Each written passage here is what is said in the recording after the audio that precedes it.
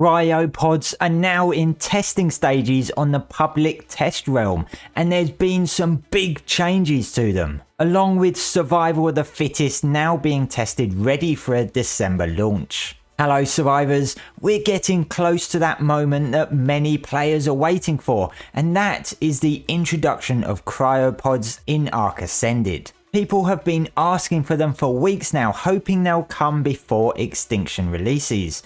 So today we're taking a look at these changes, what they mean, and to highlight the fact that these changes are so far designed specifically to get the cryopods out quickly and are not necessarily the full changes going forward. As always survivors, if you don't want to miss out on all the latest ARK news, make sure to subscribe. We're still on that road to 25k subs by New Year's Day. Can we do it? So the first change is that both cryopods and cryofridges are now unlocked at level 50, whereas in ARK Evolved they were unlocked at 51 and 88 respectively. Cryofridges appear to have been halved in the amount of resources it requires to make, and the cryopods are pretty much the same but slightly less polymer needed.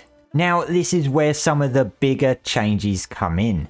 When a cryofridge is placed, they take 5 minutes to activate. Now this is not the same as being powered by a generator. In fact, they will still activate after 5 minutes of being placed even when they're unpowered. Now this is a very important change because it ties into the next change, which is that cryopods can only be released within a range of an activated cryofridge, set to 3500 currently. Tests that I've run in game result in this 3500 being 11 foundations on single player with PvE mode on and off. However, other people such as Natural Causes have also had a variation in distance such as 15 or 18 foundations and to an extreme 22 foundations. We couldn't quite figure out why this was. Both were tested on single player. I tested it with and without platform saddles and with and without powering the cryofridge. So it's possible the terrain or the location had something to do with it. This is also why both cryofridges and cryopods now unlock at the same level, because otherwise the cryopods would be useless if you didn't have cryofridges unlocked. This, I believe, is designed to limit the ability, particularly on PvP, to quickly stick down a cryofridge and then chuck out a cryopod in battle. But there are a lot of mixed opinions on the PvE side of the community, whether the distance limitation for deploying cryopods is a good change or not. Note that you can still pod dinos anywhere on the map. You don't need to be close to a cryofridge to do that. So if you are out taming something, you can still pod it once it's tamed. But there's a further PvP specific change, which is that cryopods cannot be released if there are enemies nearby, which is also set to 3500. This is not the case for PvE servers. Now all of that is designed to not make them so overpowered and deploy them anywhere. However, right now there's still the ability to place cryofridges on platform saddles to make them more portable. This does also beg the question as to whether Wildcard will add a cryofridge limit per tribe, as I can potentially see this generating cryofridge spam across the map. Because they don't need foundations, they don't need to be powered to deploy dinos, and having them spammed around the map would make it easier for players to be able to throw dinos out at will in pretty much any location. The update that says cryopods can only be released within a range of an activated cryofridge means that the cryofridge only needs to be activated, i.e. 5 minutes after placing it, and does not require being powered.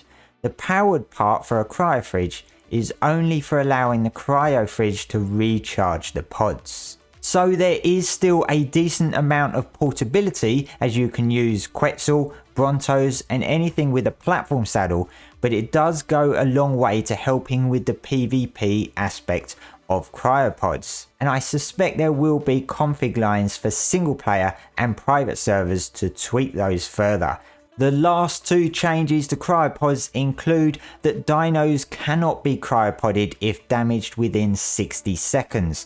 This means players can't quickly pod a dino that's been attacked before it dies, so this creates more of a risk in battles, and this is also quite a big change for PvE as well as PvP. I suspect this is something that will be able to be tweaked on private servers. And the last change is dino mating cooldown will now tick down correctly within a cryopod, which is great to see that's finally fixed.